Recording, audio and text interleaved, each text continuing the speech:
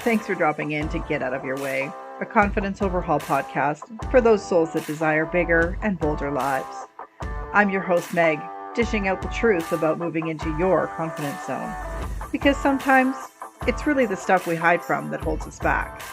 So sit back and relax as we dive into this week's confidence conversation. May it help you shift into becoming the badass that you desire.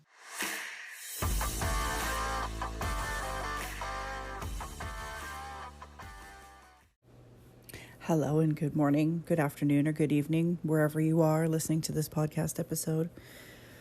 I want to start today's episode off with a little disclaimer, just a little bit of housekeeping, because this episode's probably going to have things that might trigger some, might piss some of you off. But I want to point out that everything that I say in this episode and any others is strictly my opinion. I am not a doctor. I do not hold a PhD. So the things that I say and think of are just that of my thoughts and what I witness in my everyday life and the things that I do know in my everyday life and just making the correlation myself. So everything that is said here is my opinion. If it hurts or triggers somebody, in my humble opinion, that means that there's something you need to work on. I can make an entire episode about triggers, but that's not what today's episode's about. Today's episode is about the growing number of people whom I find utterly distracted by technology, by life itself, by so many things. There's an epidemic of distraction happening in our society. And I think, in my opinion, that this correlates with the growing number of people being diagnosed with symptoms and or ailments or diseases like ADHD or neurodivergency, which is a brand new word in my dictionary. I had no idea this word even existed until just last year. There is a small amount of people, kids, adults, that do have an attention deficit disorder. I've witnessed it myself. But I really think that we're not helping the cases. We're not helping the people who are, and maybe everybody does have slight ADD or ADHD, and we just don't help fix it. We don't help with the symptoms. We just keep adding more stimulants to it. And I don't think that that's fair. I don't think that's fair for somebody who's already struggling. So with a kid, from my perspective, what I see, a kid or a child who is diagnosed with ADHD, I find, now this is again just my opinion, I'm probably going to repeat that 7 million times in this episode because it is so hard to say anything nowadays without being attacked or, somebody not agreeing with you and then you're just a bigot or whatever. I digress.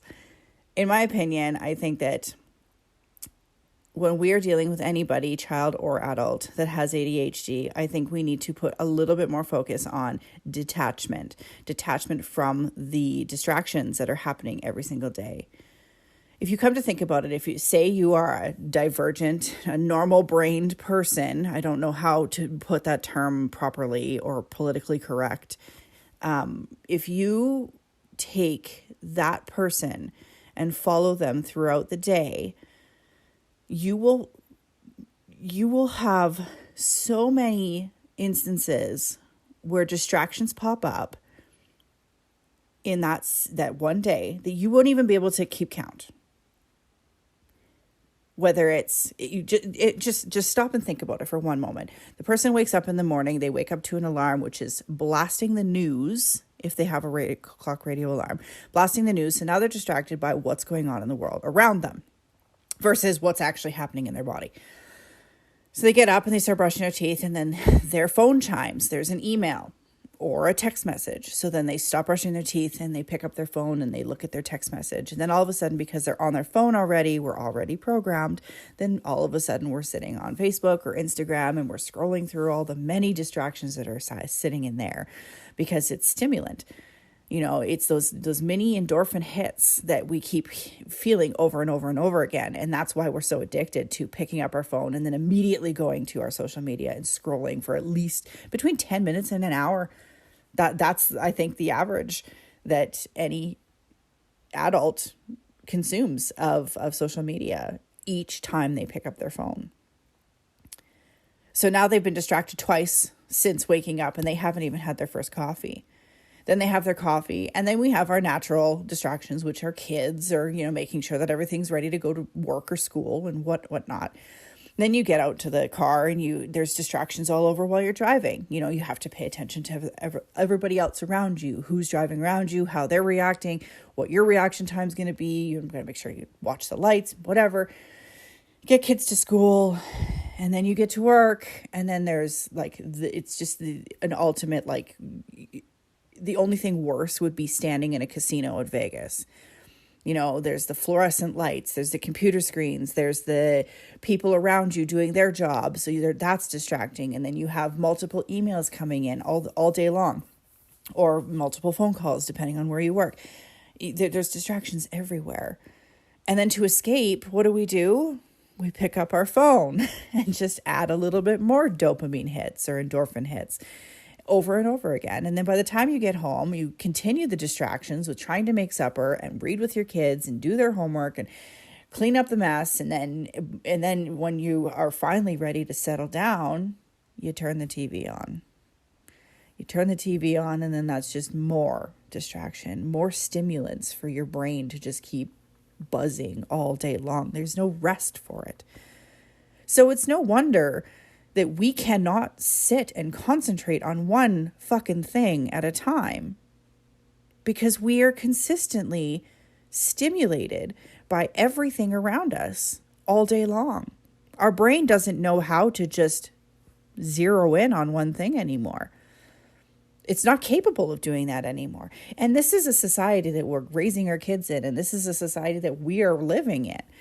I remember as a kid, we didn't have TV time. And maybe it was just because my parents were, knew what was going on. So they kicked our asses outside every day. So we had time in nature, which was point number one, connecting with Mother Earth and having that connection and that ability to not be stimulated by technology and TV and rapid fire colors flying at your face and into your eyes all the time. We didn't have that. So we went outside and we had fresh air, which was good for our immune system. We had, connection with Mother Nature, which is good for our immune system and for our mental health. We played and connected with our friends and we used our imagination. And these were the stimulants that we had as kids. But kids nowadays have their Xboxes and their iPads and their cell phones and their TikTok and their Instagram and all these things that keep them, yes, they keep them connected with other people, but they keep them so stimulated that their brains don't know how to quiet down, which is detrimental in my opinion, because we need space. We need time for our brains to just quietly, other than sleep, because sleep, I'm not sure if anybody's aware, but when you're sleeping, your body is in high drive. It is healing itself. It's doing work that needs to be done because it can't do that while we're moving, while we're up and about and working through our day. So when we're sleeping and we're in a deep sleep or a REM sleep, our bodies are healing. It's healing itself from the inside out. And so your brain doesn't really have that time to just be calm, especially with all these distractions all around us. So, I would invite you, whoever's listening to this, to take note. Just pay attention one day and realize how many distractions you have in your day. Count how many times you pick up your phone and count how long. There's an app on an iPhone, I'm not sure about Android, that actually tracks how much screen time you have. And it actually goes into detail as to like how many times you picked up your phone, how many times or how many minutes you spent on each app, you know, how many messages you sent and received throughout the day. Keep an eye on that. Watch the stats. I did it for 2 days and was shocked. I was spending upwards to 8 hours a day on my cell phone, picking it up thousands of times. And it wasn't even conscious picking up. It was like, oh, I think I heard it buzz. So you pick it up and you look. And then as soon as you have it in your hand, you automatically go in. You're like, oh, I might as well check Facebook.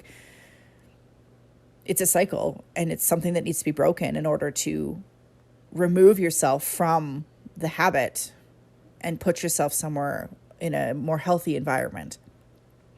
So what I did was when I realized how much time I was spending on my cell phone and how detrimental it was actually being to my mental health, my family health, my connection with my family, and the health of my business. And I'll get a little bit deeper into that in a moment. But what I did, because I noticed how terrible it was and how it was actually holding me back through all these things, I made the commitment to myself that for 1 week I was going to keep myself on a 2-hour limit for social media. So my messages would still come through, my emails still worked, but for my vice when I picked up my phone was Instagram and Facebook. So I set a 2-hour limit. So I had 2 hours a day on those two apps. So not 2 hours each app, but 2 hours a day on those apps. And after 2 hours, it gave me a 5-minute warning so I could complete whatever I needed. And then it would just lock my screen. Now I had the option to unlock it for whatever reason I need to go in there, because my business is run on Instagram mostly and Facebook a little bit, but my business is run there. So like there are times throughout the evening, or depending on how early I got kicked out, that I still needed to have access to it, to just double check to make sure that I didn't have clients coming at me and, you know, like needing help or asking specific questions that like needed to be answered immediately, which I later found out that like it really isn't. If it's a potential client, they can wait till the next day. That's a-okay. But for my current clients who I made an integral promise to them that I would be there for support, it made sense for me to be able to have access anyways. I spent a few days ignoring my messages, my lockout screen, and continuously going back to it. And then I had to just face the hard truth. And I looked myself in the eye, in the mirror, and said, Megan, it's time to get serious. We need to fix and heal our connections to the people who are in front of us today. We need to heal my thoughts and my beliefs around my business. And I need to heal my excessive need to compare myself to other people. So this is where I get into why it was so damaging to my business. Every single time I would open Instagram or Facebook, I would scroll through and see multitudes of people in the same line of work as me. Many, so many. I follow for inspiration and for tips, I guess. I follow a lot of other life coaches, and they don't all deal with the same subject as I do, because, you know, there's different avenues for life coaching. There's business life coaching, there's corporate life coaching, there's goal setting, there's confidence, which I do. There's so many. I don't even need to name all of them. But I would scroll through Instagram for hours, comparing myself to these other people who had successful businesses, or what my perception was more successful than my business. And it was detrimental, because I would, you know, talk about distractions. I would start something, a project on Canva, where I would start making a reel or a post that I wanted to post to my clientele and to my followers. And halfway through that, I would take a little break, in quotations, a little break, and I'd end up on Instagram. And I would see that somebody else has posted just an hour ago something very similar to what I was just writing. And then I would either doubt myself and go, oh my goodness, I'm copying somebody else. My followers aren't going to receive this very well because such and such person just posted the same thing, and I'm just taking their content and moving my words. And how does that compare to my authenticity? And I would have this like running dialogue of bullshit. And then I would stop making that Canva post. And then I would never post it to my followers, which was hurting my business because now I'm not posting anything for my followers because I'm scared that I'm going to copy somebody.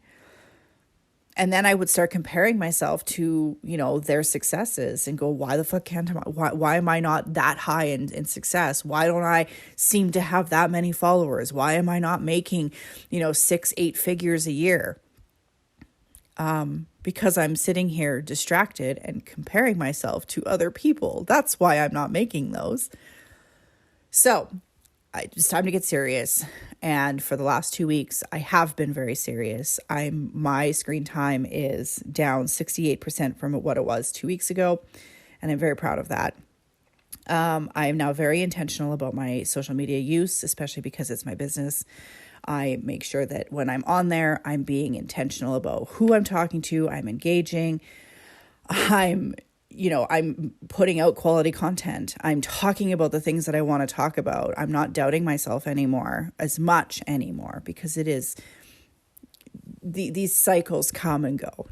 We can peel back layers and layers of the onion and still never get to the core of, one particular issue, especially right away. I mean, it takes years and years and years of diving into yourself and knowing yourself and being comfortable with your own self-worth to really and truly not give a fuck what anybody thinks. I mean, you can go out and say, I don't care about anything, but a small part of you still kind of does. And that's okay. It doesn't need to be completely cut off. There should still be an element of like a little bit of care of what some people might consider crazy, because it keeps you in line. It keeps your morals in line, but making sure that that person, follows your same ideals and your morals to keep you in line is important. If you start caring about what other people whose morals and values don't even match yours, then you're in trouble. I digress. This is another episode. So keeping myself from being distracted has increased my engagement, has increased my client potential, has increased my confidence in my own posts, in my own podcast episodes, in my own everything. And all it took was for me to stop one distraction. And I probably picked the hardest distraction of them all to detox from. But I've done it before where I've completely gotten rid of social media for months at a time. And I know how healing it is and how beneficial it is to do it. And that's, I think, where I was able to hone into that and really zero in to be able to kick the habit a little bit easier than most. So, adding on to my invitation earlier, pay attention to your distractions. Pay attention to the things that are happening around you. Pay attention to your screen time and figure out where your values and your ideals lie. What is it that you want to accomplish every day? Because, I mean, if you're okay with getting up and being distracted all day long and just, moseying through your life, and being the same thing every single day, then by all means, keep going. I'm not going to stop you. But if you want change in your life and you want to move yourself from where you are to having more adventure, having more confidence in yourself, or having just reaching any sort of goal, really, then it's something to consider. It's something to consider. If you want to change, you need to move. You can't just stay sitting and doing the same thing every single day and expect things to just be different, because it doesn't happen that way. In order for things to be different, you have to start being different yourself. And if we continuously stay distracted, we're never going to know what we like. We're never going to know the things that we desire. We're never going to be able to find out who we are at our core. because we're too busy watching everybody else's life on a screen. So in closing, find out how distracted you are. Look at your screen time. Shock yourself. And then decide what changes you want to make. And I want to add at the end of this too, that if you are confused or you're so shocked you have no idea what kind of change you want to make, or if you simply just need support or help with achieving this detox or this change that you want to make, like if, let's say you want to actually detox from social media and you need a support group, you know where to find me. Check me out on Instagram at megnicole.coach. Come in. I have tips there all the time. Just DM me support and I will jump at you and full on help you out, because I honestly think that in order to change the world, we need to change how we view the world, and viewing the world through a tiny screen is not the way to be, in my humble opinion. So yeah, if you want to change, you know where to find me. Go DM me the support. DM me support. I'm getting distracted now. Go onto Instagram, DM me support, and I will help you out with any detox or anything that you want to change in your life in order to increase your abundance, to increase your confidence, to move you to places that you never thought you would ever be able to reach because of your beliefs, whatever. I'm definitely here to support. That is my ultimate job in this space, is to support every one of you. And I want to also add that in the next couple of weeks, I'm actually opening a support group. So keep your eyes peeled for that. And if you're not already following me on Instagram, then I suggest you go over there and hit that follow button.